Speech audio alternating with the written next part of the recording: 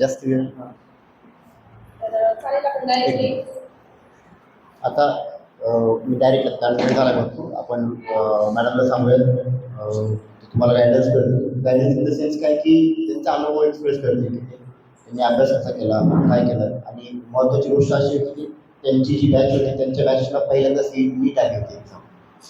Okay.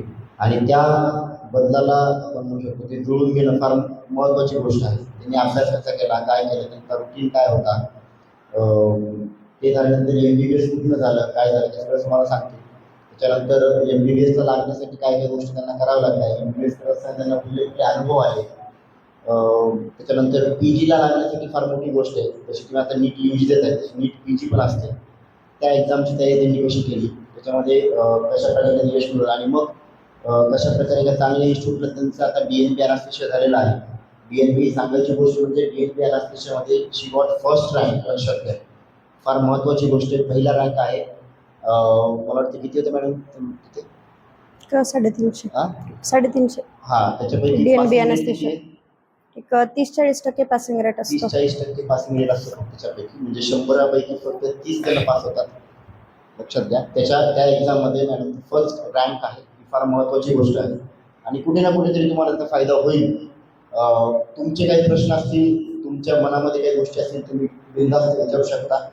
आणि हे one way lecture नाही आहे किंवा वन वे गोष्ट नाही. त्या आपल्याला डिस्कशन करायचं. हे याचा इथे बोलण्याचा उद्देश काय, किंवा तुम्हाला थोडंसं एक्सपोजर मिळावं, काय अनुभव आहेत, काय गोष्टी असतात, कशा गोष्टी असतात, याचं थोडंसं तुम्हाला एक नॉलेज मिळावं म्हणून आपण हा प्रोग्राम आपण अरेंज केलेला आहे. मॅडमला सांगतो त्यांनी चालू करू.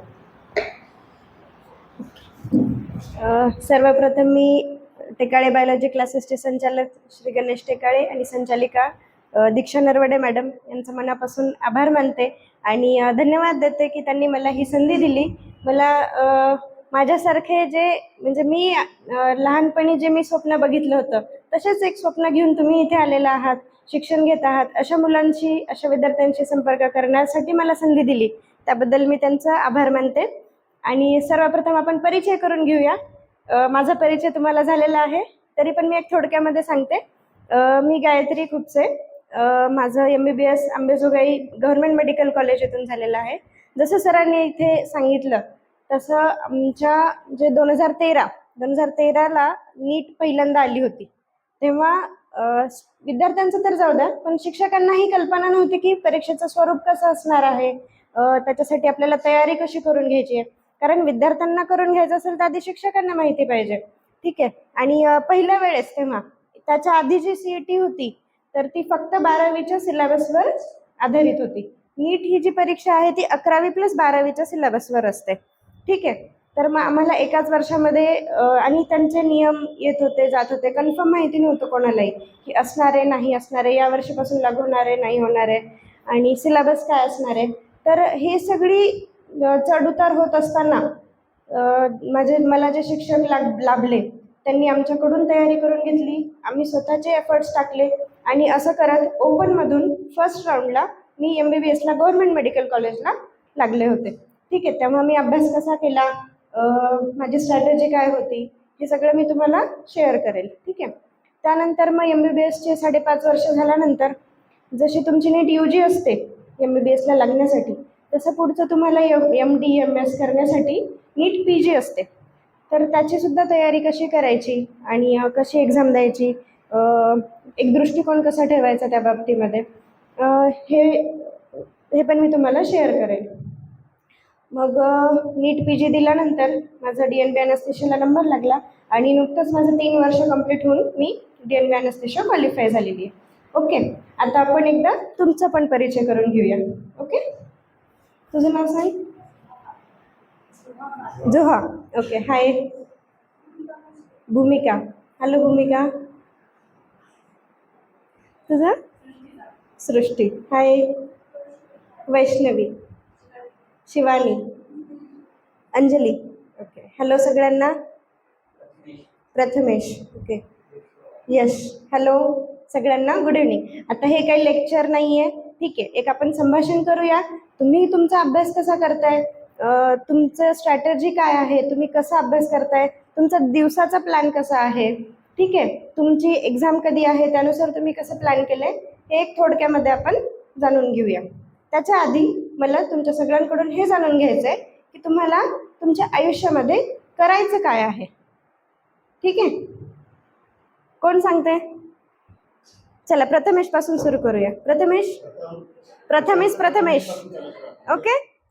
हे बघा, मी हे कशामुळे विचारते त्यामागे एक कारण आहे. ठीक आहे, तुम्हाला कुठेतरी जायचं आहे. ठीक आहे, जर तुम्हाला ते ठिकाण माहिती असेल तर सोपं आहे की नाही जायला.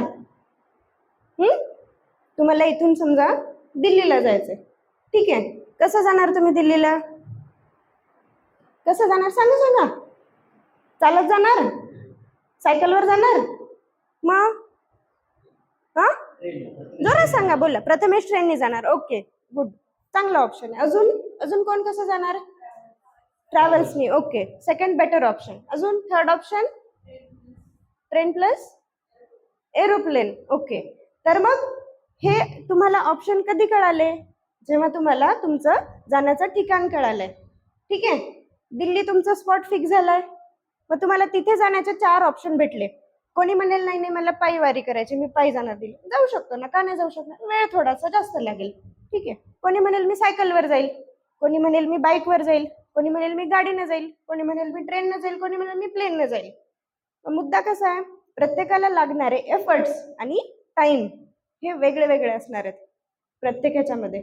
सायकलवर जाणाराही पोहोचेल तिथे, प्लेननं जाणाराही पोहोचेल, पायी जाणाराही पोहोचेल तिथे.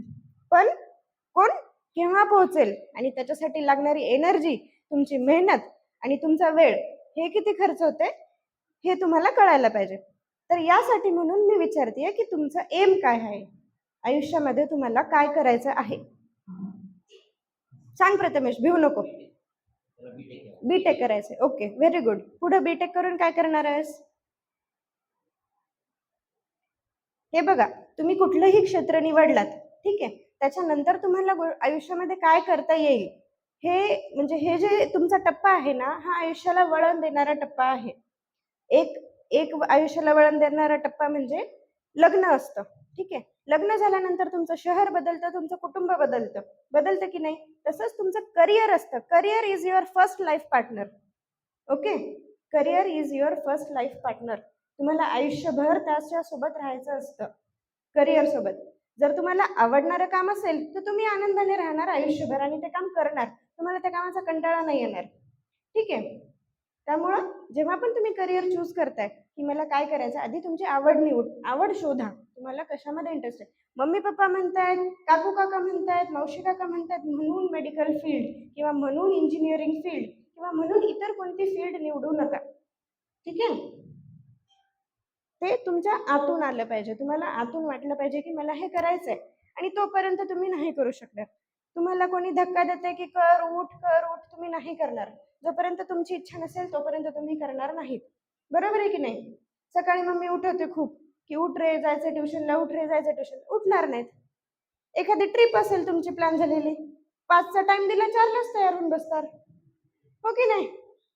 का का कारण इंटरेस्ट आहे ना तुम्हाला त्याच्यामध्ये.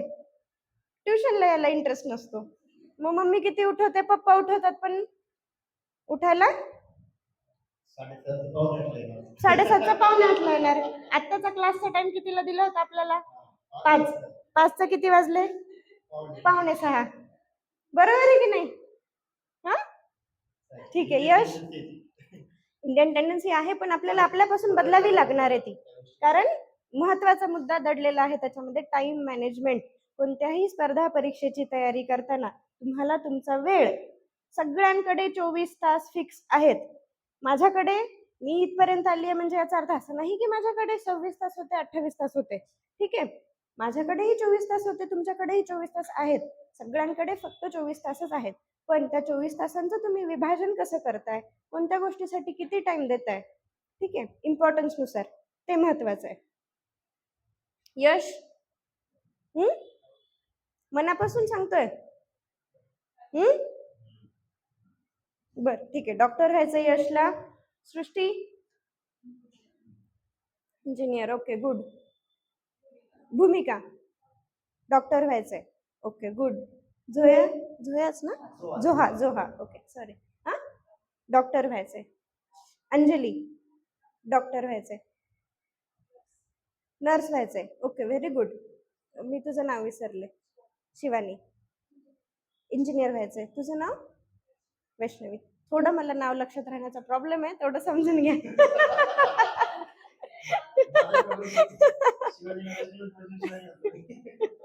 आवाज द्यायचा इकडून बरोबर हात करते. तर मुद्दा असा आहे की आपल्याला आपलं एम माहिती पाहिजे. ठीक आहे, त्याच्यामध्ये कालांतराने बदल होऊ पण शकतो, नाही असं नाही. जे आपण ठरवतो तेच आपल्या आयुष्यात होईल असंही नाहीये. पण एखादं एम ठरवून त्या त्या दृष्टीनं प्रयत्न करणं हे आपल्या हातात आहे. ठीक आहे, त्या आपल्या प्रयत्नाला यश मिळेल नाही मिळेल ते वेगळी बाजू राहिली, पण आपण आपले 100% त्याच्यासाठी द्यायला पाहिजे. ठीक आहे, परत आपल्याला असं वाटलं नाही पाहिजे की मी अजून थोडासा अभ्यास केला असता, अजून थोडा अर्धा तास मी वेळ जास्त अभ्यासाला दिला असता तर मी आज दुसऱ्या ठिकाणी राहिली असते. आता म्हणजे आपल्याकडे असे खूप सारे उदाहरणं आहेत की त्यांनी जेव्हा ह्या टर्निंग पॉईंटच्या वेळेस थोडंसं कमी मेहनत घेतली म्हणून आज ते वेगळी लाईफ जगतायत, आणि ज्यांनी थोडे एक्स्ट्रा एफर्ट्स टाकले ते वेगळी लाईफ जगतायत. ठीक आहे, आणि हे जे आपण करतोय हे फक्त आपल्यासाठी नाही, आपल्या कुटुंबासाठी करायचंय. आपले मम्मी पप्पा असतील, काका काकू असतील, घरातले असतील, सगळ्यांचे स्वप्न असतात. ठीक आहे, ते त्यांच्यासाठी स्वप्न नाही बघत, ते आपल्यासाठी बघतात. आपल्याला कुठेतरी पुढे जाऊन आयुष्यामध्ये सेटल व्हायचं याच्यासाठी. ठीक आहे, आता तुमची स्ट्रॅटेजी कशी आहे? म्हणजे बेसिक तुम्ही काहीतरी प्लॅन केला असेल अभ्यासाचा. आता तुम्ही कोणत्या क्लासला आहेत? 11th का 12th? दोन्ही पण?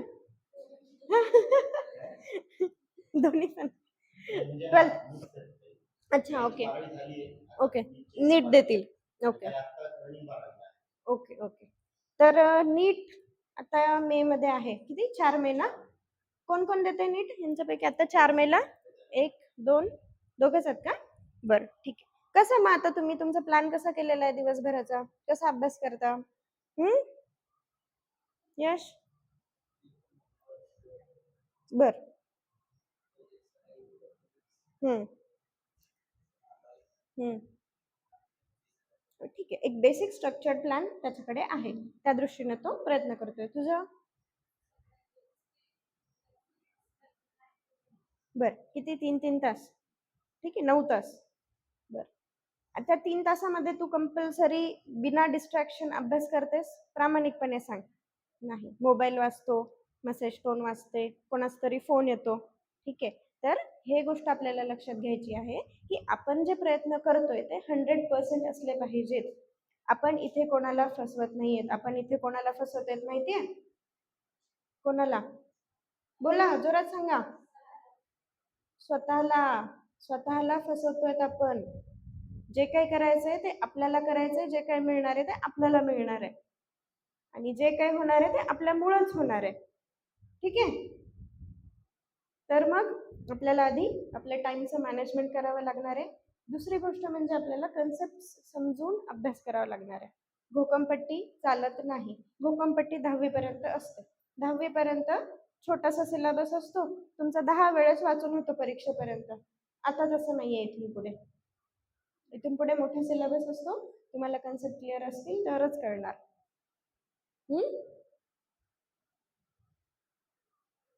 झोप येते?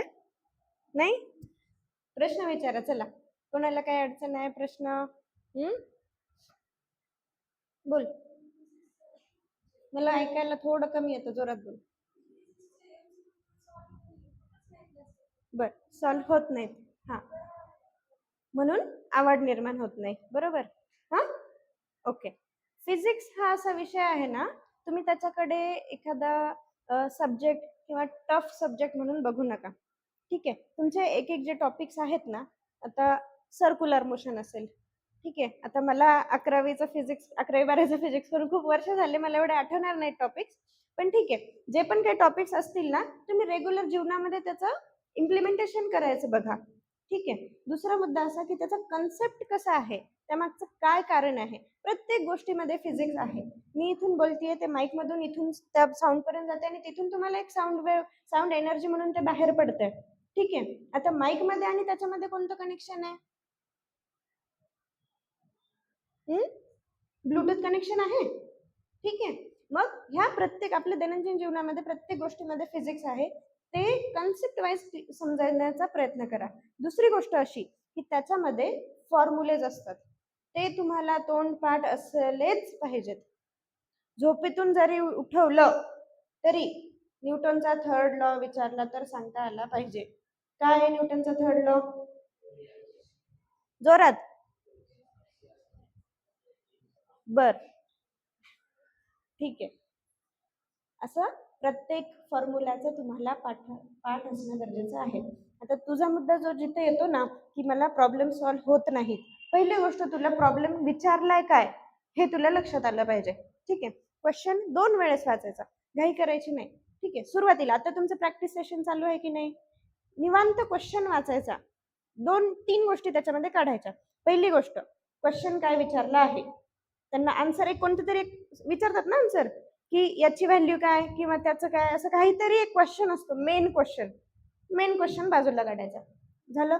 दुसरा पॉइंट, त्यांनी माहिती काय काय दिली आपल्याला, माहिती देतात ना ते, एखादी गोष्ट काढायची सांगतात आपल्याला आणि 2 किंवा 3 गोष्टी आपल्याला क्वेश्चन मध्ये दिलेल्या असतात की नाही, त्या काढायच्या. आता आपल्याला 2 मुद्दे कळाले, ठीक आहे. माहिती काय दिली हे कळालं, क्वेश्चन काय विचारलं हे कळालं.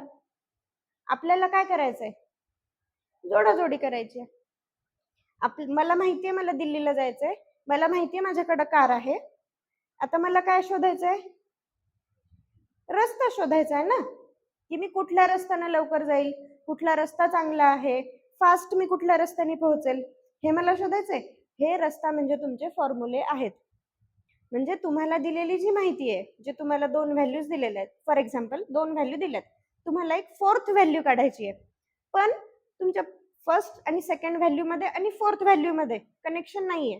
तुमच्या कुठल्याच फिजिक्सच्या पुस्तकामध्ये ते फॉर्म्युला नाहीये किंवा तुम्हाला कुठल्याच फिजिक्सच्या टीचरनी ते तुम्हाला फॉर्म्युला सांगितलं नाही किंवा सांगितलं नाही. इथे तुम्हाला तुमचं डोकं वापरायचं आहे की ह्या 2 व्हॅल्यू वरून, फर्स्ट आणि सेकंड व्हॅल्यू वरून मी 3rd व्हॅल्यू कशी काढणार आणि 3rd व्हॅल्यू वरून मी 4th व्हॅल्यू पर्यंत कशी पोहोचणार. आलं लक्षात? प्रथमेश, काय कळालं? हा, म्हणजे तुम्हाला आधी क्वेश्चन समजला पाहिजे, त्याच्यात काय विचारले ते समजलं पाहिजे, त्यांनी काय माहिती दिली आहे ते बघायचं, त्या माहितीवरून आपल्याला कुठपर्यंत जायचंय, कोणता फॉर्म्युला करायचाय. कधी कधी काय असतं, एक 4 व्हॅल्यू दिलेल्या असतात, 5वी 6वी गायब असते, 7वी व्हॅल्यू विचारतात, तर मग ह्या 4 व्हॅल्यू वरून तुम्हाला 5वी काढावी लागते, मग 4थी 5वी मिळून 6वी निघते, 6वी 7वी मिळून मग फायनल आन्सर भेटतं. हे जे मधले जे साखळ्या आहेत ना त्या तुम्हाला जोडायच्यात, ते एक ना कोड म्हणून घ्या तुम्ही, एक क्वेश्चन म्हणून घेऊ नका. किंवा फिजिक्सचे प्रॉब्लेम आहेत, फिजिक्स आहे, फिजिक्स डोक्यातून काढून टाका. तुम्ही डोक्याला सांगणार फिजिक्स बोरिंग सब्जेक्ट, फिजिक्स अवघड सब्जेक्ट, केमिस्ट्री बोरिंग सब्जेक्ट, तुम्हाला तेच फीडबॅक भेटत राहणार. रोज म्हणायचं फिजिक्स माझा आवडता विषय, केमिस्ट्री खूप इंटरेस्टिंग आहे, रोज म्हणायचं. पुस्तक काढताना म्हणायचं, पुस्तक ठेवताना म्हणायचं, झोपताना म्हणायचं, उठल्यावर म्हणायचं की फिजिक्स माझा सगळ्यात आवडतीचा विषय आहे, मला खूप छान सगळं सॉल्व्ह करता येणार आहे, मला सगळे फॉर्म्युलेस पाठ होणार आहेत. एक सगळ्या प्रत्येक टॉपिक मधल्या फॉर्म्युल्याची लिस्ट बनवायची, आपल्या रूम मध्ये जिथे कुठे राहतोय लावायची, सकाळी ब्रश करता करता, जेवण झाल्यानंतर 10 मिनिटं वाचून काढायचे, रोज वाचून काढायचे फॉर्म्युले. त्याच्याशिवाय फॉर्म्युले पाठ होत नाहीत. जोपर्यंत तुम्हाला मधल्या साखळ्या पाठ होणार नाही तोपर्यंत आयुष्यात तुम्हाला प्रॉब्लेम सॉल्व्ह होणार नाही. Same is applied for chemistry problem also. Chemistry first मध्ये पण तुम्हाला प्रॉब्लेम असतात, सेकंड मध्ये आय थिंक रिॲक्शन वगैरे आहेत आपल्याला, त्याच्यामध्येही सेम आहे. तुम्हाला पाठांतर, काही गोष्टींचं कसं आहे 100% पाठांतरही चालत नाही, 10-20% तुम्हाला पाठांतर करावंच लागतं, पाठांतराशिवाय ऑप्शन नाहीये. मग त्या साखळ्या जोडता यायला पाहिजे आपल्याला. एक पझल आहे, कोड म्हणून घ्या, ठीक आहे. की आपल्याला अरे सुडोकू सोडवलंय, सुडोकू कोड माहितीये कोणालाच नाही माहिती? सुडोकू तुला माहितीये काय असतं रे त्याच्यामध्ये? नंबर्स असतात, सगळे दिलेले असतात का? काही दिलेले असतात. मग त्या नंबर, जे दिलेले नंबर आहेत त्यावरून आपल्याला दुसऱ्या शोधायचे असतात आणि ते बॉक्स भरायचा असतो, ठीक आहे. तर मग एक पझल म्हणून घ्या कुठल्याही क्वेश्चनला, ठीक आहे.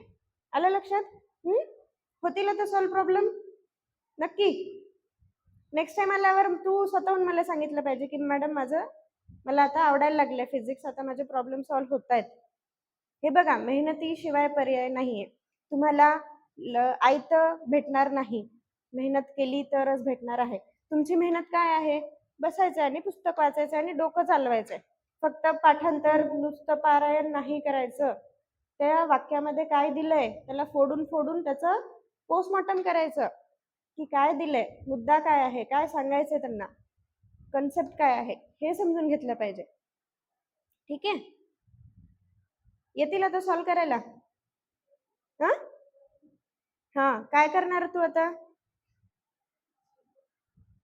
पहिली गोष्ट, आज घरी गेल्यानंतर एक करायचं, प्रत्येक टॉपिक वाईज फॉर्म्युले काढायचे.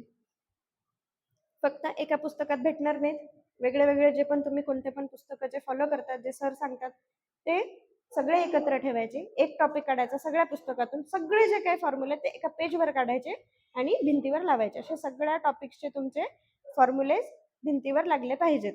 भिंतीवर लावा किंवा एक बुक तयार करा. ही बुक तुम्हाला कधी कामाला येणार आहे? एक्झामच्या एक दिवस आधी.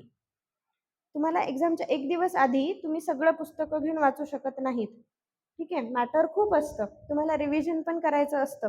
पण रिव्हिजन तुम्ही सगळ्या गोष्टींचं करणार का? नाही करणार. 1 ते 100 आकडे आहेत, त्याच्यातले 4-5 आकडे तुम्हाला नाही लक्षात राहत, तुम्हाला परत परत आठवावं लागतं. उदाहरण सांगते, ठीक आहे. तर तुम्ही रिव्हिजन करताना 1 ते 100 सगळी सुजळणी थोडी म्हणणार आहेत, तुम्ही ते नंबर आठवणार ना. मग अशा गोष्टी, प्रत्येकाच्या ह्या गोष्टी वेगळ्या वेगळ्या असतात. त्याच्यामुळे तिनं नोट्स काढल्या, मग मी तुझी घेते नोट्स, तू एका टॉपिकच्या काढ, मी दुसऱ्या टॉपिकच्या काढते, आपण शेअर करू, असं नसतं. प्रत्येकाचा वीक पॉईंट स्ट्रॉंग पॉईंट वेगळा असतो. ठीक आहे, आपण आपल्या नोट्स काढायच्या, आपण आपले पॉईंट्स काढायचे, जे आपले वीक पॉईंट्स आहेत ते त्याच्यावर जास्त फोकस करायचा. ठीक आहे, तर तुम्हाला ते फॉर्म्युलेज काढायचे आहेत. दुसरी गोष्ट, ते रोज वाचायचे आहेत. जर भिंतीवर लावणं होत नसतील, म्हणजे काही असेल लावता येत नसतील, आवडत नसेल, बुक तयार करा. सकाळी उठलं की ती बुक वाचायचं. बुकचा प्रॉब्लेम काय होतो? आपण ते जाऊन ओपन करून वाचण्याला कष्ट घेतो. आपले ब्रेन आजकाल लेझी झालेत, आपल्याला असं एकदम जवळ समोर पाहिजे, असं इथून तिथे जाऊन काही घेण्याचे पण कष्ट नको वाटतात. त्याच्यामुळे मग भिंतीवर लावायचे. असं बसल्या बसल्या पण आपलं वाचणं झालं पाहिजे, झोपल्या झोपल्या पण वाचणं झालं पाहिजे, असं. ठीक आहे, आणि हे जे आहे ती बुक किंवा त्या नोट्स तुमच्या, त्या तुम्हाला एक्झामच्या 1 दिवस आधी, 2 दिवस आधी, 5 दिवस आधी हे रिव्हिजन करायला तुम्हाला फायदा होतो. तसंच सेम तुमचं बायोलॉजीसाठी पण आहे. बायोलॉजीमधले बरेचसे व्हॅल्यूज असतात त्या फिक्स्ड असतात, किंवा आन्सर्स असतात ते फिक्स्ड असतात. ठीक आहे, मग ते जे आहेत ना, तुम्ही त्याचे नोट्स काढा, की महत्त्वाचे कोणते आहेत त्याच्यातले, मला कुठले लक्षात राहतात, मला कुठले लक्षात नाही राहत. बऱ्याचदा असं असतं, तुम्ही जेव्हा टेस्ट सिरीज घेतात सर, त्याच्यामध्ये तुमचं असतं की रिपीटेडली चुका होत आहेत सेम टॉपिकच्या. मग त्या लक्षात घेतल्या पाहिजे आपण, की आपलं कुठं चुकतंय, त्याच्यावर जास्त फोकस करा. प्रत्येकाचा वीक पॉईंट आपल्या आपल्या स्वतःला माहिती असतो, स्ट्रॉंग पॉईंट पण माहिती असतात. वीक पॉईंट्स काढा, त्याच्यावर काम करा आणि त्यानुसार मेहनत करा. मेहनतीला पर्याय नाही. Okay, satisfied? अजून कोणाला विचारायचं काही? विचारा, मोकळं विचारा, शांत बसून राहू नका. पहिला की टू सक्सेस काय आहे माहितीये? कॉन्फिडन्स. कॉन्फिडन्स. कॉन्फिडन्स कसा येणार?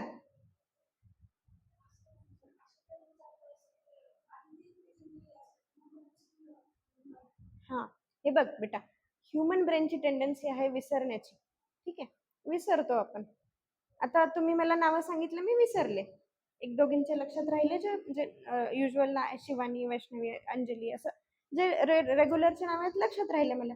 पण काही जे वेगळी माहिती आहे ती नाही लक्षात राहत नाही. आपल्याला त्याला रिवाइज करावं लागतं. त्याच्यामुळे रिव्हिजन इज द की, असं आपण म्हणूच शकत, म्हणजे आपल्याला म्हणायला जमणारच नाही की मला हे आठवत नाही म्हणून मी याला वाचणार नाही. तिथे तुम्हाला रिव्हिजन कामाला येतं. रिव्हिजन करावंच लागतं. एका रीडिंगमध्ये कोणालाही लक्षात, ते खूप एक्स्ट्रा ऑर्डिनरी कोणीतरी लोक असतात ज्यांना एका रीडिंगमध्ये लक्षात राहतं. त्यातले आपण नाही आहेत, आपण सर्वसामान्य आहेत. आपण मेहनत करून, आपल्याला रिव्हिजन करूनच लक्षात राहतं. रिव्हिजन करून करून, आता मला सांग, लहानपणी तू बाराखडी शिकलीस, 1-2 शिकलीस, पाढे शिकलीस, तुला अजूनही येतात का ते पाढे? येतात ना. 2चा पाढा येतो, 3चा येतो, 5चा येतो पाढा, 10चा येतो, येतो की नाही? काय येतो? लहानपणी किती लिहिलेत पाढे, वह्याचे वह्या भरवल्यात की नाही लिहून लिहून? हा, रिव्हिजन केलंय की नाही? म्हणजे ते उजळणी लिहिणं म्हणजे आपलं रिव्हिजन होतं. तेव्हा आपण लहानपणी त्याला रिव्हिजन म्हणायचो नाही. आत्ता म्हणू शकतो ना रिव्हिजनच होतं ते. आत्ताही लक्षात राहतात. मग तुम्ही जितकं तुमच्या ब्रेनला ज्या गोष्टींनी फीड करता त्या गोष्टी परमनंट राहतात डोक्यामध्ये आणि त्या परमनंटली तुम्हाला लक्षात राहतात. ठीक आहे, आलं लक्षात? रिव्हिजन करताना अजून एक मुद्दा आहे. जेव्हा तुम्ही अभ्यास करता किंवा एखाद्या परीक्षेची तयारी करता तेव्हा एक सिलेबस असतो. फॉर एक्झाम्पल जरा 500 पानांचं एक पुस्तक आहे. असे तुम्हाला 3 पुस्तकं वाचायचे. ठीक आहे, physics, chemistry, biology. General group असेल तर 4 पुस्तकं वाचायचे. ठीक आहे, आता टोटल पानं किती झाले? 3 विषय असतील तर 1,500 झाले, 4 विषय असतील तर 2,000 पानं झाले. युज्युअल आपल्या सगळ्या स्टुडंट्सची टेंडन्सी अशी असते की आपल्याला सर ते काय करतात, पहिल्या पानापासून 500 पान एक पुस्तक संपलं दुसरं चालू करतात, 1 ते 1,500 पानापर्यंत किंवा 2,000 पानापर्यंत वाचतात, मग रिव्हिजन करायला सुरू करतात. मग तेव्हा असं होतं का रे आपल्याला की मी वाचलंय पण मला आठवत नाहीये, हे एक रिडिंग झाली आहे पण मला काही आठवतच नाहीये? होतं का आठवतं? थोडं थोडंसं आठवतं. कधी कधी तर फक्त ते लाईन मारल्यात म्हणून वाटतं की मी कधीतरी हे वाचलंय. हो ना? हा, पण ते मुद्दा काय दिलाय त्याच्यामध्ये काय दिलंय ते नाही आठवत. बरोबर आहे? होतं असं? माझं पण होतं. याच्यावर उपाय काय माहितीये? पूर्ण स्टार्ट टू एंड पर्यंत एक रिडिंग ठेवायची नाही. काय करायचं माहितीये? सोमवार ते शनिवार वाचायला घेतलंय सगळं, रविवारी फ्रेश नवीन नॉलेज घ्यायचं नाही. जे सोमवार ते शनिवार वाचलंय आणि प्रत्येक वेळेस वाचताना एक पान आहे त्याच्या 10 ओळीतल्या नोट्स काढायच्या. एक पान घेतलंय वाचलंय त्याच्यात शॉर्ट नोट्स काढायच्या, छोट्या छोट्या मुद्दे जे आपल्याला रिवाइज करण्यासाठी महत्वाचे आहेत असं वाटतं. 10 ओळीच्या नोट्स काढल्या. मग अशा तुमच्या 10 पानांच्या किती ओळी झाल्या? फक्त 100 ओळी झाल्या. त्या 100 ओळी रविवारी रिवाइज करायच्या. मग ते तुमचे फॉर्म्युले असतील, बायोचे कुठले म्हणजे तुमचे कुठले टर्मिनॉलॉजी असतील, तुमच्या डेफिनेशन्स असतील, काहीही असेल, तुमच्या प्रत्येकाच्या इंडिव्हिज्युअल एक्झामनुसार जे काही इम्पॉर्टंट आहे त्यानुसार तुम्हाला ते रिवाइज करायचं. ठीक आहे, म्हणजे तुम्हाला काय करायचंय, फर्स्ट रिडिंग सेकंड रिडिंग एकानंतर एक नाही चालू करायची, एक संपली की दुसरी नाही चालू करायची, सायमल्टेनियसली चालू करायची. आलं लक्षात? सोमवार ते शनिवार वाचलेलं रविवारी रिवाइज करायचं आणि महिनाभर वाचलेलं महिन्याच्या शेवटच्या दिवशी शॉर्टमध्ये रिवाइज करायचं. आणि तुमच्या नोट्सही अशा असल्या पाहिजे की तुमचं शॉर्टमध्ये रिव्हिजन झालं पाहिजे. आलं लक्षात? मग याच्यामुळे काय होईल, रिपीटेडली तुमच्या डोक्यांमध्ये त्या गोष्टीचा मारा होईल आणि तुम्हाला ते विसरायला नाही होणार. म्हणजे तुम्ही नवीन गोष्टी घेताय पण जुन्या गोष्टी आपण ते काय म्हणतो ना, काय असतं ते पुढचं पाठ मागचं सपाट, है ना, असं होणार नाही तुमचं. तुम्ही ट्राय करून बघा. पहिले 5 ते 6 दिवस नवीन नॉलेज घ्यायचं, नवीन पुस्तकं म्हणजे नवीन म्हणजे जे काही असेल तुम्ही जी फर्स्ट रिडिंग घेताय तर ती घ्यायची, सेकंड रिडिंग तुमची स्टार्ट करायची सायमल्टेनियसली. ठीक आहे, मग सेकंड रिडिंग फर्स्ट रिडिंग संपत संपत तुमची फर्स्ट रिडिंग आधी संपेल, मग सेकंड रिडिंग संपेल, त्यात सायमल्टेनियसली थर्ड रिडिंग पण चालू करायची. मिनिमम तुमच्या एक्झामच्या आधी 3 ते 4 रिडिंग झाल्या पाहिजे. तशा तर 5 झाल्या पाहिजे. तुम्हाला आता काहीही काम नाहीये अभ्यास सोडून. बरोबर आहे? कोणावर घराची जबाबदारी आहे, कोणाला घर सांभाळायचं आहे, कोणाला जॉबला जायचं आहे, नाही ना? हां, आहे का? 24 तास फक्त अभ्यास आणि अभ्यासच आहे की नाही? हां, आत्ता जेवढा अभ्यास होतो तो नंतर पुढे होत नाही. जसं जसं तुमचं पुढं आयुष्य चाललं जातं तुमच्यावर जबाबदाऱ्या पडतात, फॅमिलीची जबाबदारी असते, अजून कुठल्या जबाबदाऱ्या पडतात. त्यामुळे आत्ताचा जो काळ आहे सुवर्ण काळ आहे तुम्हाला तुमचं लाईफ डिफाईन करण्यासाठी. रिव्हिजनचा मुद्दा कळाला, कसं सॉल्व करायचं कळालं. अजून अजून कोणाला काही प्रॉब्लेम विचारायचा आहे, अभ्यासामध्ये काय अडचण येत आहे? आता ह्यांच्यातून एक मी विचारतो की तुम्ही जेव्हा MBA तयारी करू लागलात, नीटची तयारी करू लागलात, त्यावेळेसचा तुमचा शेड्यूल काय होता? अभ्यास करण्याची पद्धती कशी होती तुमची, ते एक थोडक्यात त्यांना सांगा. अभ्यासाची तयारी करताना फक्त आणि फक्त अभ्यास. ठीक आहे, एक तुमचं टार्गेट ठरलेलं असलं पाहिजे, जे मी तुम्हाला ऑलरेडी सांगितलंय. टार्गेट ठरलेलं असलं की तुम्हाला तिथपर्यंत कसं जायचंय ते कळायला पाहिजे. दुसरी गोष्ट म्हणजे आपले वीक पॉईंट्स. मला माहिती होतं की माझे वीक पॉईंट्स कोणते आहेत, मग मी त्यावर जास्त फोकस करायची. ठीक आहे, माझा दिवस सकाळी 6च्या दरम्यान चालू व्हायचा. सकाळच्या सेक्शनमध्ये 6 ते 10 पर्यंत मी स्ट्रेट रीडिंग म्हणजे करत होती. आपलं जे काही असेल आता सब्जेक्ट वाईज ते डिव्हाइड होतं, म्हणजे तो एक स्लॉट असायचा. 10 ते 10:30 किंवा 10 ते 11 पर्यंत आपलं फ्रेश होणे, अंघोळ, नाश्ता, जेवण जे काही असेल ते. मग परत 11 ते 2 पर्यंत दुसरा स्लॉट. 2 ते 3 परत ब्रेक, थोडंसं झोप काढली, झोप किंवा निवांत थोडंसं मेडिटेशन करणे, शांत बसणे. आणि त्यानंतर मग 3 वाजता तिसरा स्लॉट. मध्ये परत 1 तासाचा ब्रेक घ्यायचा. कधी पण कंटिन्युअसली स्टडी नाही करायची, तुमचा ब्रेन थकतो. एकच गोष्ट परत परत वाचल्यावर परत परत तास तास ह्याच्यामध्ये बोर होतं, आपल्याला वाचायला इंटरेस्ट येत नाही. त्याच्यामुळे मग ब्रेक घेत घेत करायचा. त्याला पोमोडोरो टेक्निक म्हणतात. तुम्ही सर्च करून बघा, तुम्हाला कोणाला माहिती आहे टेक्निक ही पोमोडोरो टेक्निक? त्याच्यामध्ये कसं असतं, हार्डली तुम्ही 20 मिनिट किंवा 45 मिनिट, म्हणजे ते डिपेंड्स की तुम्हाला कसं करायचं आहे. कोणी 20 मिनिटाचाच टाईम लावतं, कोणी 30 मिनिट, कोणी 45 मिनिट टाईम लावतं. त्या टाईममध्ये अभ्यास करायचा, इतर कुठलेही डिस्ट्रॅक्शन ठेवायचे नाही. मोबाईल अभ्यास करताना बंद करून ठेवायचा. तुम्हाला कुठलेही महत्त्वाचे कॉल येणार नाही आहेत. कोणत्या मैत्रिणीचा चहा प्यायला महत्त्वाचा कॉल नसणार आहे म्हणा, किंवा चल ग जाऊन येऊ आपण तिकडे पाणीपुरी खाऊन येऊ, हे महत्त्वाचे मेसेज नाही आहेत किंवा कॉल नाही आहेत. तुम्ही फोन बंद करून जरी ठेवला तरी काहीही अडचण नाही. घरच्यांना स्ट्रिक्टली सांगायचं, माझा 6 ते 7 ब्रेकचा टाईम आहे, त्या काळात फोन करा. तुमचा नाही आला म्हणजे मी करणार फोन तुम्हाला, जर माझा नाही आला तर तुम्ही कॉल बॅक करा. पण एक फिक्स्ड टायमिंग ठेवायचा. घरी बोलताना सुद्धा फोनवर कमी बोलायचं, फोनवर कमी वेळ द्यायचा. माझ्याकडे छोटा नोकियाचा फोन होता, बटनाचा. ठीक आहे, आजकाल स्क्रीनचे मोबाईल आलेत, त्यामुळे वेळ कुठे जातो कळत नाही. सगळ्यांना वेळ सारखाच आहे, पण वेळ कमी पडतो आपल्याला. तर मुद्दा असा आहे की डिस्ट्रॅक्शन काही नव्हते. मी जेव्हा अभ्यास करायचे तेव्हा माझा टाइम स्लॉट ठरलेला असायचा. त्या टाइम स्लॉटमध्ये मी अभ्यास म्हणजे अभ्यास. घरामध्ये आता असतात कार्यक्रम, असतात लग्न असतं, हे असतं. तुमच्या एक्झाम होईपर्यंत कुठेही जायचं नाही. अभ्यास एके अभ्यास. सण आला, दिवाळी आली, दसरा आला, महालक्ष्मी आल्या, नागपंचमी आली, गावाकडे चालले, हां, असं करायचं नाही. आपल्या वाचून काहीही अडत नाही. कोणाचं लग्न थांबत नाही, कोणाचा कोणता कार्यक्रम थांबत नाही, कोणाचा बर्थडे थांबत नाही. दिवाळी 1 वर्ष साजरी नाही केली तर चालते. दुसरी महत्त्वाची गोष्ट, जेव्हा तुम्ही अभ्यासाची तयारी करता तेव्हा एक छोटं कुठल्या तरी प्रकारचा एक्झरसाइज करणं महत्त्वाचं आहे तुमच्या फिजिकल हेल्थसाठी आणि मेंटल हेल्थसाठी. तर माझा एक सकाळी 1 तास माझा योगासाठी दिलेला असायचा. मी योगा करत होते 1 तास सकाळी. त्यामुळे काय होतं, तुमचं शरीर आणि मन प्रसन्न राहतं. पूर्ण दिवसभर तुम्हाला जो टाईम आहे तो म्हणजे थकवा येत नाही. माइंड तुमचं फ्रेश राहतं. तुमची इफिशियन्सी वाढते, तुमची प्रोडक्टिव्हिटी वाढते, तुमची एनर्जी वाढते. जेव्हा तुम्ही योगा करता, योगा करा, झुंबा करा, काही पण करा, किंवा वॉकला जा. 1 तास देऊ शकता. 1 तास रील्स कमी बघितले, 1 तास यूट्यूब शॉर्ट्स कमी बघितले तर नक्कीच वेळ निघतो ना. हां, निघायलाच पाहिजे, कारण ते महत्त्वाचं आहे. दुसरी गोष्ट, आपल्या एक्झरसाइजकडे लक्ष देणे. तिसरी गोष्ट, पहिली गोष्ट काय सांगितली, फोकस. डिस्ट्रॅक्ट व्हायचं नाही.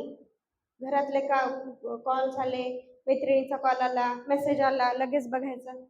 Avoid distraction, focus. दुसरा मुद्दा, maintain physical and mental health, ती खूप महत्त्वाची आहे. ठीक आहे. तिसरी गोष्ट काय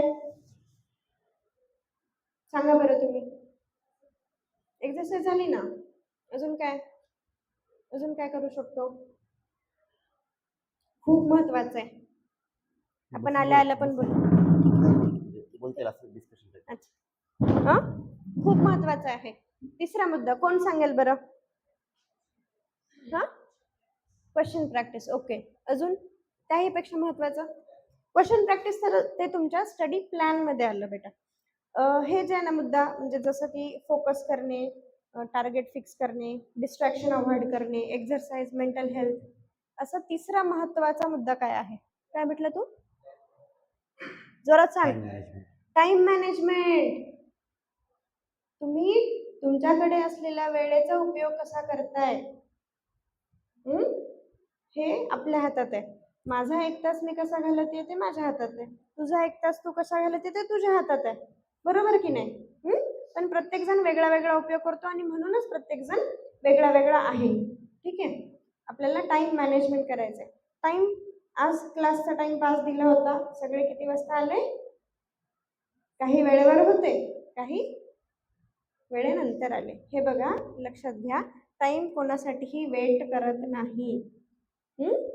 टाइम एकदा गेला की गेला. धनुष्यातून निघालेला बाण आणि निघून गेलेली वेळ परत कधीही येत नाही. नंतर पुढे चालून तुम्हाला पश्चाताप करता येत नाही की मी हे केलं असतं तर चाललं असतं, मी असं केलं असतं तर मला छान मार्क्स आले असते. ठीक आहे? तर प्रत्येकाचं वेगळं वेगळं असतं. तुम्ही एक टाइम टेबल बनवा, शेड्यूल बनवा की मी इतक्या वाजता उठणार आहे आणि एकदम फ्लेक्झिबल टाइम ठेवायचा. जेव्हा पण तुम्ही शेड्यूल बनवता ना तेव्हा फ्लेक्झिबल ठेवायचं. असं खूप टाईट शेड्यूल नाही करायचं. मी 5ला उठणार किंवा मी 4ला उठणार, मग मी 1 तास एक्सरसाइज करणार, मग मी लगेच अभ्यासाला बसणार, मग मी अर्ध्या तासातच आंघोळ करून आवरणार, मग मी अर्ध्याच तासामध्ये जेवण करणार किंवा 15 मिनिटात जेवण करणार. असं खूप टाईट शेड्यूल ठेवायचं नाही. एकदम फ्लेक्झिबल फिजिबल टाइम शेड्यूल ठेवायचा. पण त्याच्यासोबतच तुमचं सगळं कव्हर पण झालं पाहिजे. ठीक आहे?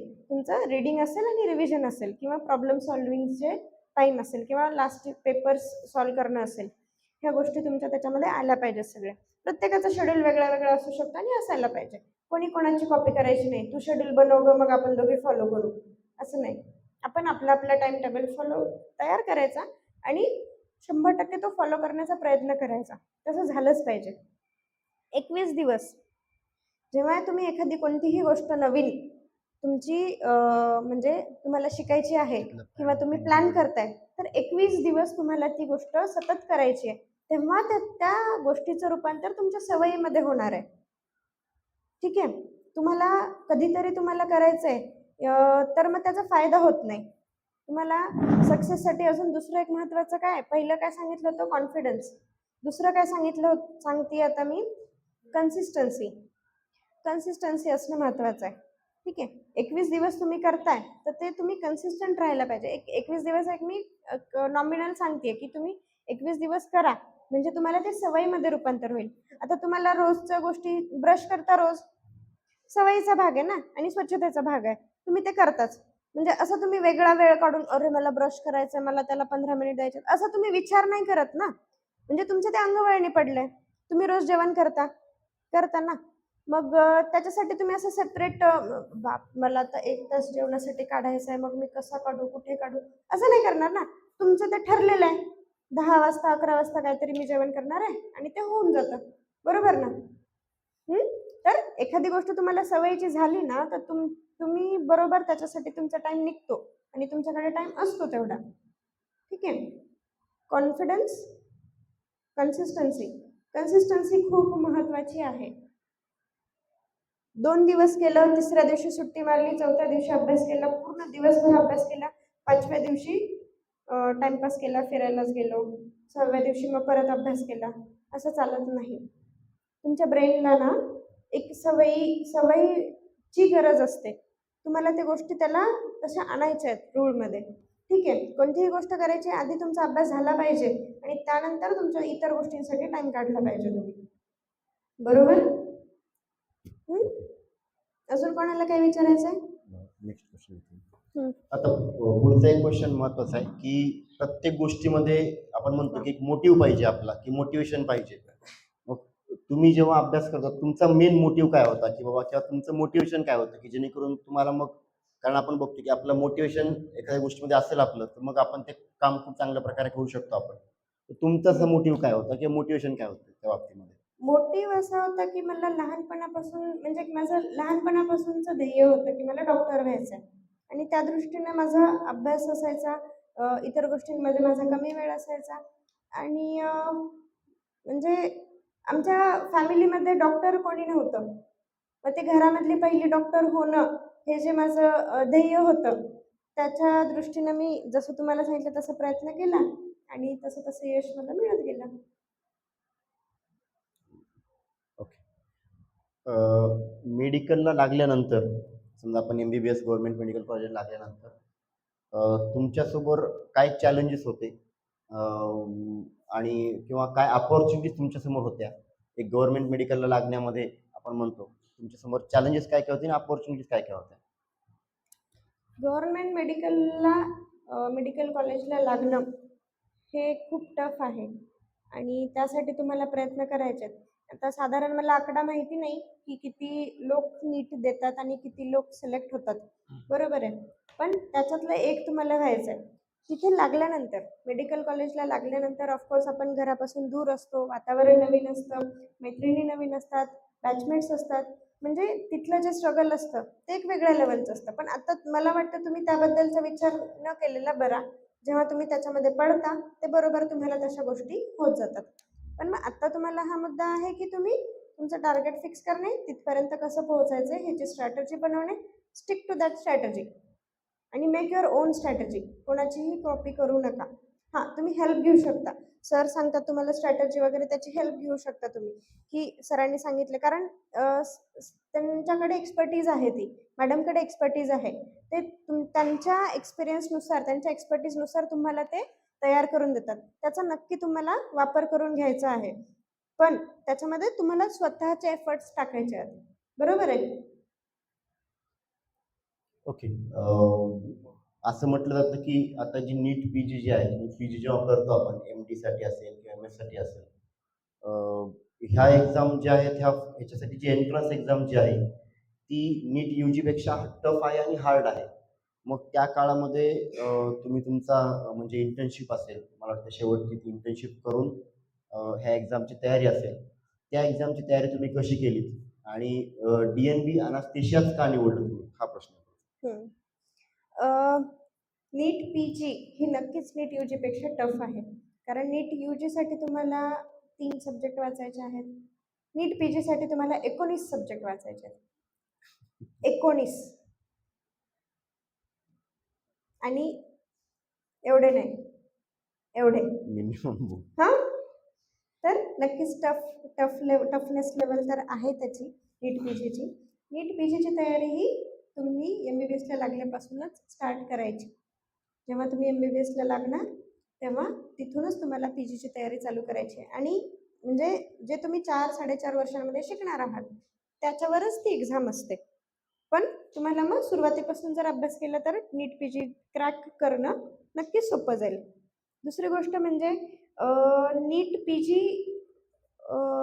म्हणजे भारत, आपण म्हणतो नीट UG पण आता पूर्ण इंडियन म्हणजे नॅशनल लेवलला होते, तसं नीट PG पण होते आणि तिथलं कॉम्पिटिशन एक वेगळ्याच लेवलचं कॉम्पिटिशन असतं. दुसरा म्हणजे क्वेश्चन सरांनी विचारलं की ॲनेस्थेशिया का निवडलं.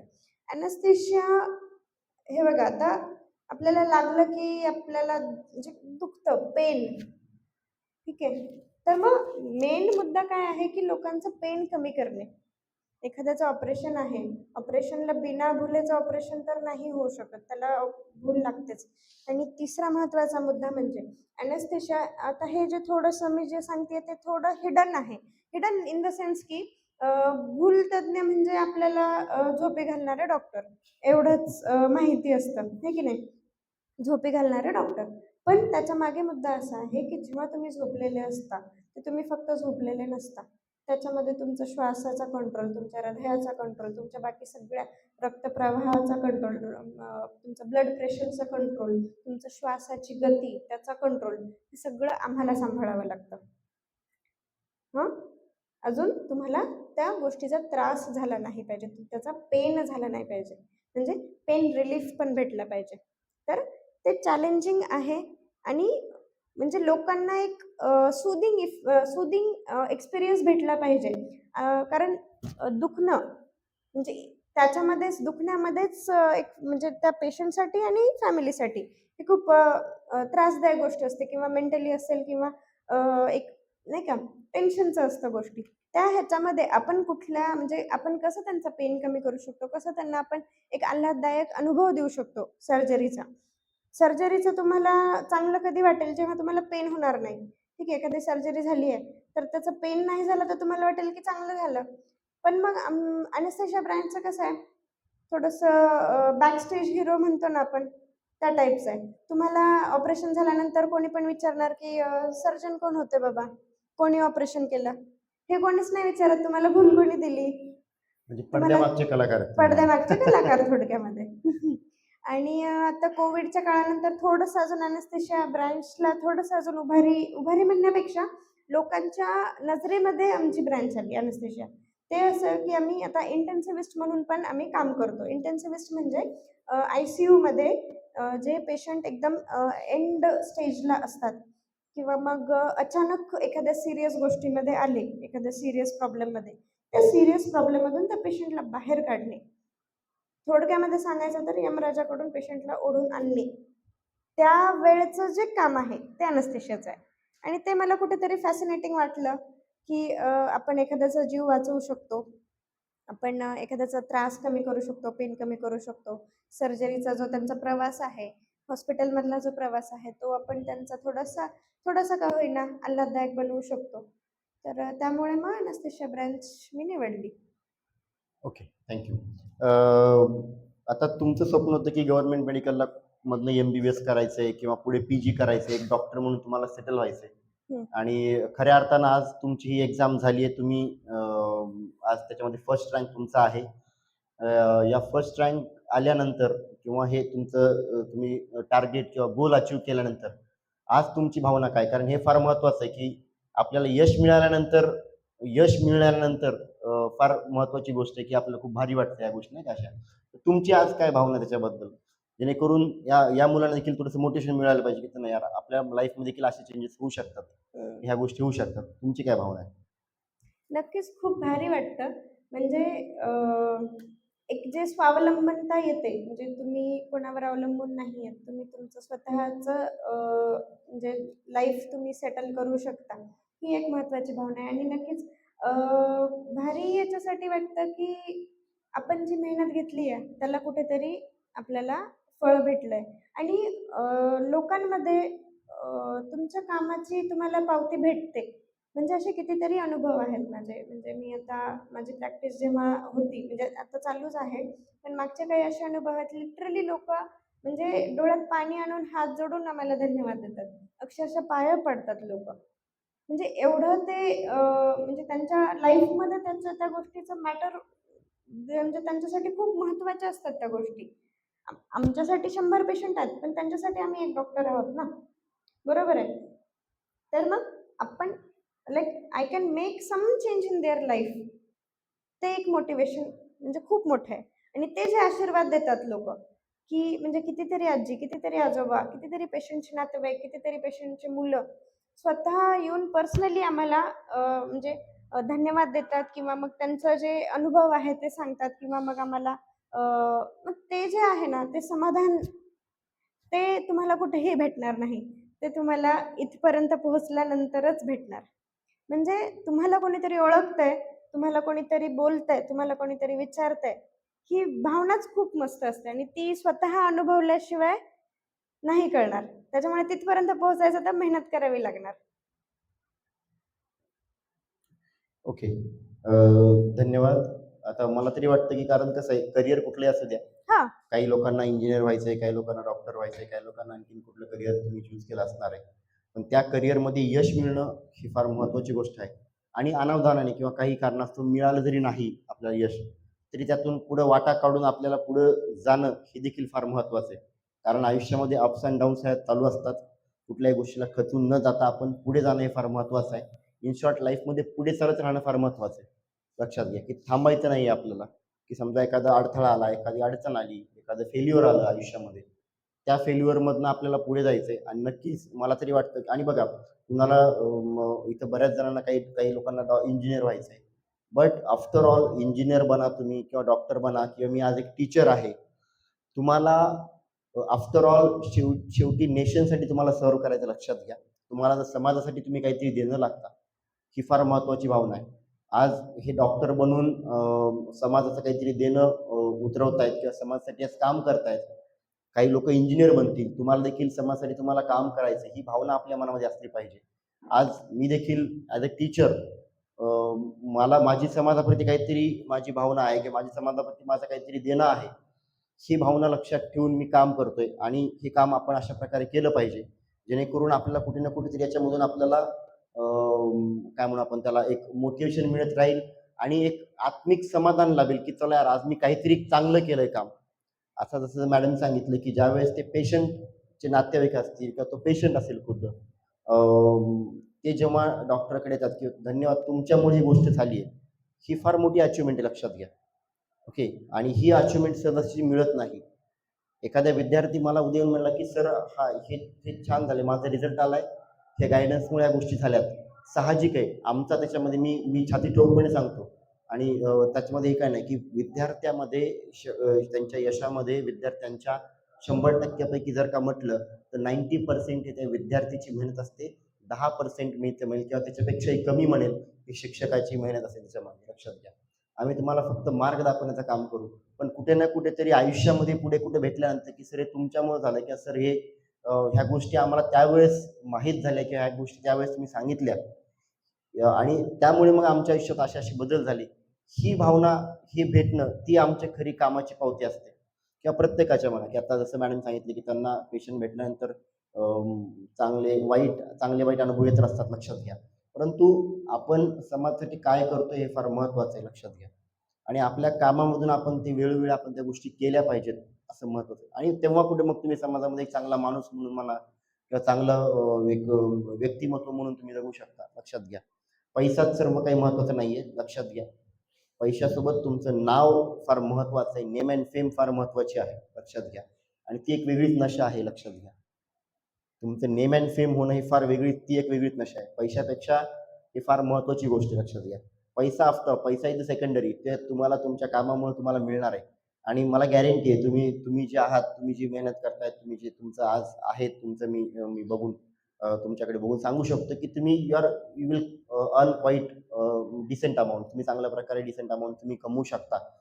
त्याचप्रमाणे पैसा कमवत असताना आपण मी सांगितल्याप्रमाणे समाजासाठी आपण काहीतरी केलं पाहिजे आणि वेळोवेळी आता हे तर आपली सुरुवात आहे समजा आता लेक्चरची आणखी असेच आपल्याला वेगवेगळ्या फील्डमधले काय असतील आपण म्हणू व्यक्तिमत्व असतील त्यांना आपण बोलून त्यांचे अनुभव जे आहेत आपण ते या अशा व्याख्यानाच्या माध्यमातून किंवा या आपण चर्चा म्हणून आपण याला एक इन शॉर्ट याच्या माध्यमातून तुम्हाला कुठे ना कुठे त्याला एक बघा बऱ्याच जणांच्या मनामध्ये प्रश्न असतात की अरे मग ही गोष्ट अशी आहे मग मी कशी करायला पाहिजे अभ्यासाच्या बाबतीमध्ये आता करंट 11-12वीचे आहेत त्यांच्या बऱ्याच साऱ्या आपण त्या गोष्टी तुमचा स्टडी प्लॅन असेल म्हणा आपण हे एकदम बेसिक पासून आपण त्याच्यावर काम करतोय आपण सध्याला बरोबर की नाही. मग ह्या बऱ्याच अडचणी असतात मग ह्या अडचणी बघा कुणी आता मॅडम जे आहेत ज्या स्टेजला पोहोचल्यात ते काही साधा सरळ नव्हतात गोष्टी लक्षात घ्या. मला माहिती आहे मी त्यांची मेहनत बघितलेली आहे. इव्हन त्यांच्या रूममध्ये मी बघितलेलं आहे की तुम्ही अशी एकही व्यक्तीने त्याच्यावर काही चिटकवलेलं नाही. इव्हन वॉशरूममध्ये देखील मी तुम्हाला सांगितलं लक्षात घ्या. कारण तेवढा वेळ फार महत्त्वाचा आहे आपला आणि तो वेळ युटिलाइज होणं फार महत्त्वाचं आहे लक्षात घ्या. आणि देरे हरी पलंगावरी नसते लक्षात घ्या. देरे हरी पलंगावरी देव म्हणतो ये वरी मग चल काही नसते बरोबर की नाही. त्याच्यामुळं डेडिकेशन फार महत्त्वाचं आहे लक्षात घ्या. आयतं नसतंच कधी मिळत नाही आयतं आणि आयतं मिळालं त्याचं महत्त्वही नसतं लक्षात महत्त्वच नसतं त्याच्या गोष्टी. साहजिक आहे ज्याला समजा एखाद्या लेकराला समजा लहानपणापासून गाडी त्यानं बघायला त्याला काय महत्त्व राहणार त्या गाडीचं. पण ज्या लेकरानं पायी चाललाय हळूहळू त्याच्याकडे मग काही जण सायकल आल्यानंतर एखादी मोटरसायकल आली स्कूटी आली एक मोटरसायकल आली मग कार आली मग त्याला त्या कारचं फार महत्त्व वाटतं की अरे नाही यार आपण हे कष्ट पाहिलेत आपण हे गोष्टी पाहिल्यात तेव्हा त्या गोष्टीचं महत्त्व असतं लक्षात घ्या.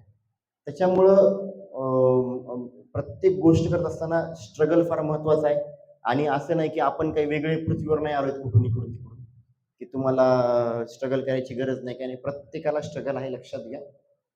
प्रत्येकाला मेहनत करावीच लागणार आहे. फक्त हे आहे बेटा की प्रत्येकाला वेगवेगळ्या फॉर्ममध्ये मेहनत करावी लागणार आहे लक्षात घ्या.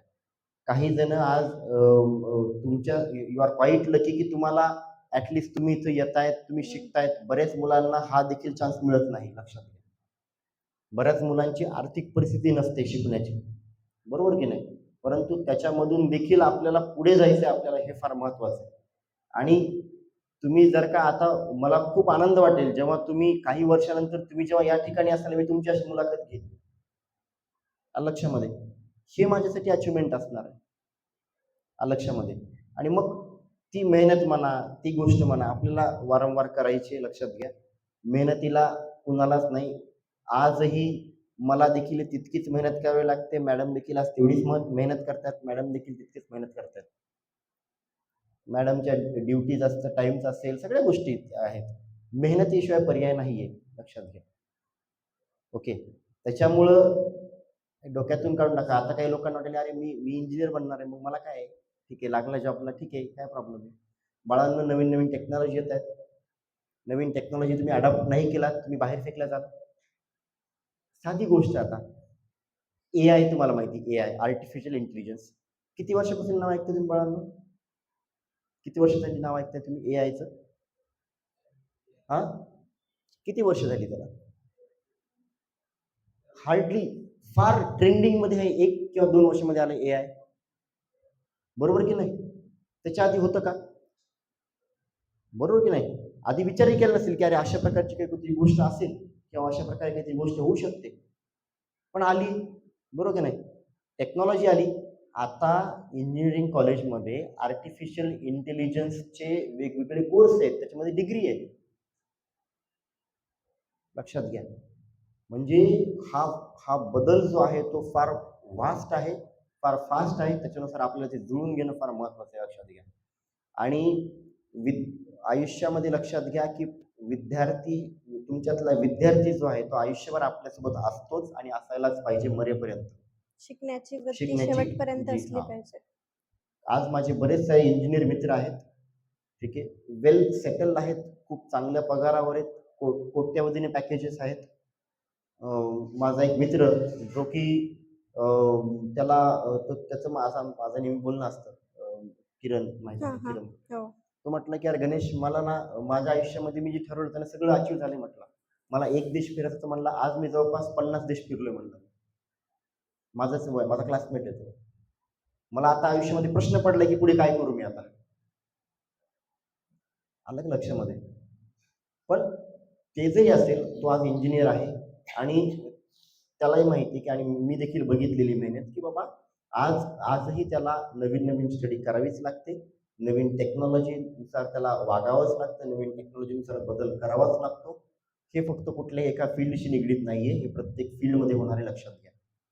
आणि तुम्ही जेवढ्या लवकर त्याला अडॉप्ट कराल, तेवढ्या चांगल्या प्रकारे तुम्ही टिकू शकाल. Change in the only thing that never change, लक्षात घ्या. बदल ही अशी गोष्ट आहे ती कधीच बदलत नाही. त्याच्यामुळे तुम्हाला स्वतःला बदलावंच लागणार आहे, लक्षात घ्या. ओके. आणि मेहनतीला पर्याय नाहीये, मेहनत आपल्याला करावीच लागणार आहे, लक्षात घ्या. ठीक आहे. तर आज मॅडम इथे आलात, त्यांनी खूप चांगल्या प्रकारे विद्यार्थ्यांना गायडन्स केलं. त्याबद्दल टेकाळे बायोलॉजी क्लासेस तर्फे मॅडमचे मी आभार व्यक्त करतो. तरी कुणाला आणखीन काही प्रश्न विचारायचे असतील तर तुम्ही विचारू शकता, काही हरकत नाही.